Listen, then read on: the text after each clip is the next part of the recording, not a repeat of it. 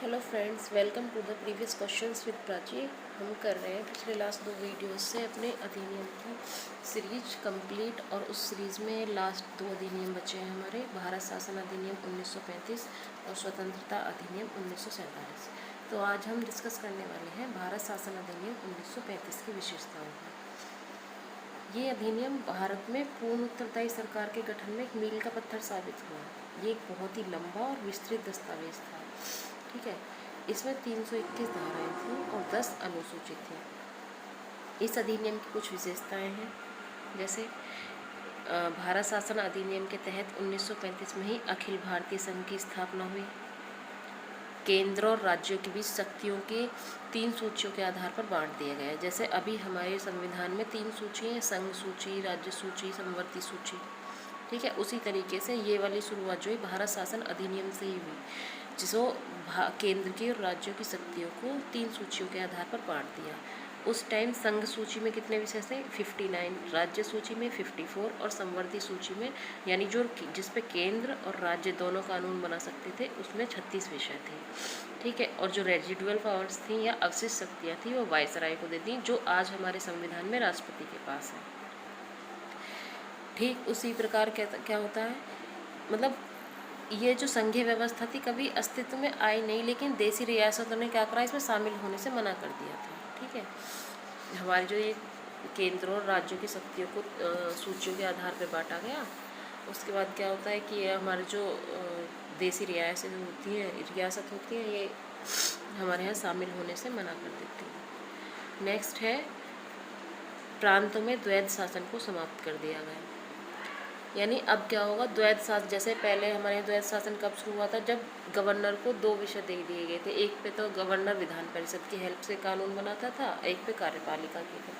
तो हुआ क्या कि जो द्वैध शासन था, यानी जिसमें आरक्षित और हस्तांतरित विषय थे, अब उस जो प्रावधान था उसको ख़त्म कर दिया। अब क्या हुआ, राज्यों में द्वैध शासन ख़त्म कर दिया भारत सरकार अधिनियम 1935 के द्वारा। अब केंद्र में द्वैध शासन प्रणाली को शुरू किया गया, राज्यों में ख़त्म कर दिया और केंद्र में शुरू किया गया। तो ये क्वेश्चन यहाँ से पूछा जाता है कि केंद्र में द्वैध शासन प्रणाली का शुभारंभ किस अधिनियम के तहत हुआ? भारत सरकार अधिनियम 1935 या भारत शासन अधिनियम 1935 के तहत। और राज्यों में ख़त्म कब हुआ? भारत शासन अधिनियम 1935 के द्वारा। अब क्या होता था कि जब ये द्वैध शासन ख़त्म कर दिया गया राज्यों में, तो राज्य अपने दायरे में रहकर स्वतंत्र तरीके से 3 अलग क्षेत्रों में शासन का अधिकार दे दिया गया। ठीक है, इसके अतिरिक्त अधिनियम ने राज्यों में उत्तरदायी सरकार की स्थापना की, यानी गवर्नर को राज्य विधान परिषद के लिए उत्तरदायी मंत्रियों की सलाह पर काम करना आवश्यक था। ठीक, और ये व्यवस्था 1937 में शुरू की और 1929 में इसे 39 में इसे ख़त्म कर दिया गया, यानी 1937 में स्टार्ट होती है और 1939 में ख़त्म हो गई। इसमें क्या होता है, केंद्र में द्वैध शासन प्रणाली का शुभारंभ किया, यानी जब वैसे ही संघीय विषय को हस्तांतरित और आरक्षित विषयों में बांट दिया, जैसे पहले राज्यों में बांटा था, पिछले अधिनियम में हमने देखा था। अब क्या होता है, भारत शासन अधिनियम में 1858 द्वारा जो स्थापित भारत परिषद थी उसको समाप्त कर दिया।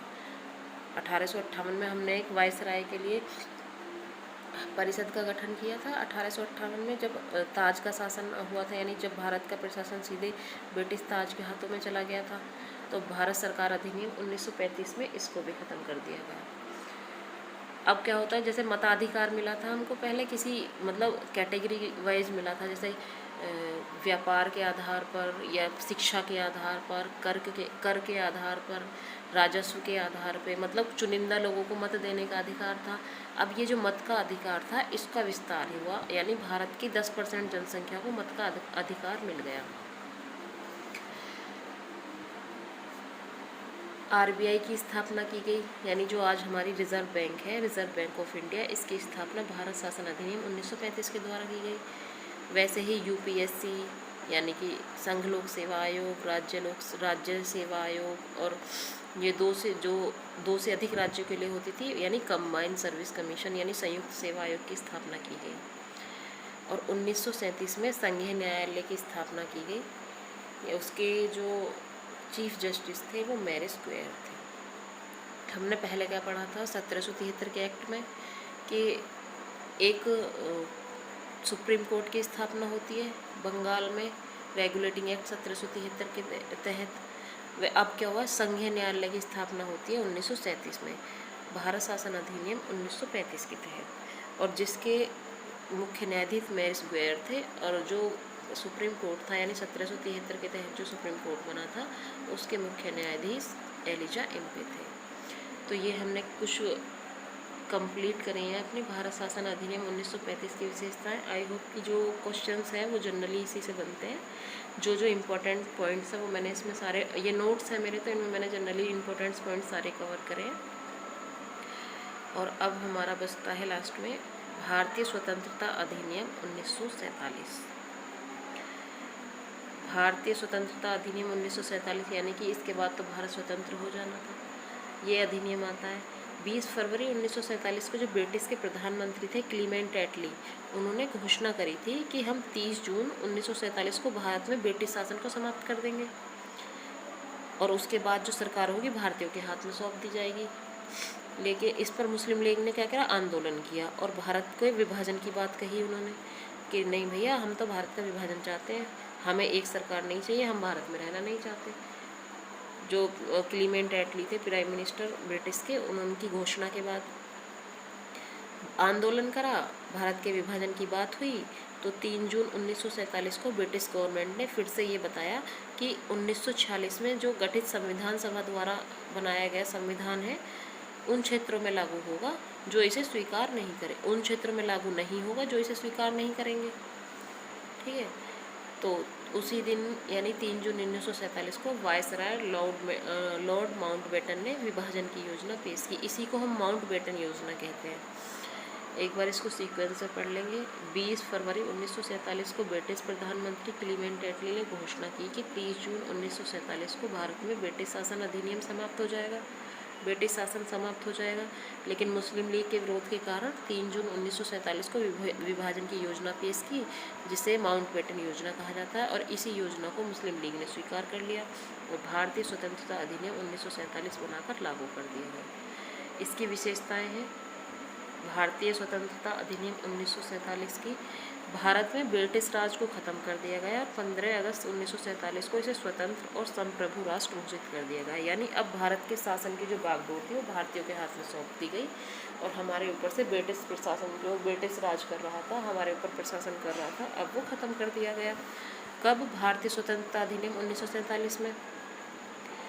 भारत का विभाजन 2 डोमिनियन संप्रभु राष्ट्र यानी भारत और पाकिस्तान को में कर दिया गया, तो 2 संप्रभु राष्ट्र बना दिए गए, भारत और पाकिस्तान। अब वायसराय का पद भी खत्म कर दिया गया। दोनों राज्यों के लिए गवर्नर जनरल का पद बनाया गया, यानी जो गवर्नर जनरल का पद हमने 1773 के रेगुलेटिंग एक्ट में पढ़ा था कि बंगाल के गवर्नर को गवर्नर जनरल का पद नाम दिया गया।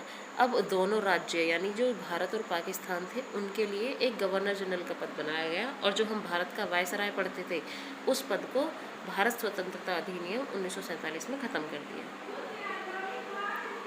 ब्रिटेन में भारत सचिव का पद समाप्त कर दिया गया, यानी जो पहले भारत का सचिव होता था वो ब्रिटेन में भारतीय प्रतिनिधित्व करता था ब्रिटिश संसद में, उसको ख़त्म कर दिया गया। और जो भारत सचिव की सारी पावर्स थी वो कॉमनवेल्थ मामलों के राज्य सचिव को ट्रांसफ़र कर दी गई।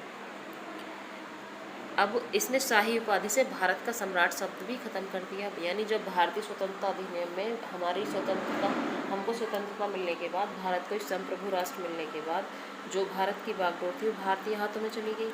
तो अब जो भारत का सम्राट शब्द था यानी एक उपाधि थी, इसको भारतीय स्वतंत्रता अधिनियम 1947 में ख़त्म कर दिया गया। 14-15 अगस्त 1947 की मध्य रात्रि को भारत में ब्रिटिश शासन का अंत हो गया। वहीं हम 15 अगस्त 1947 को अपना स्वतंत्रता दिवस मनाते हैं। लॉर्ड माउंटबेटन नए डोमिनियन भारत के पहले गवर्नर जनरल बने और जवाहरलाल नेहरू उसके पहले प्राइम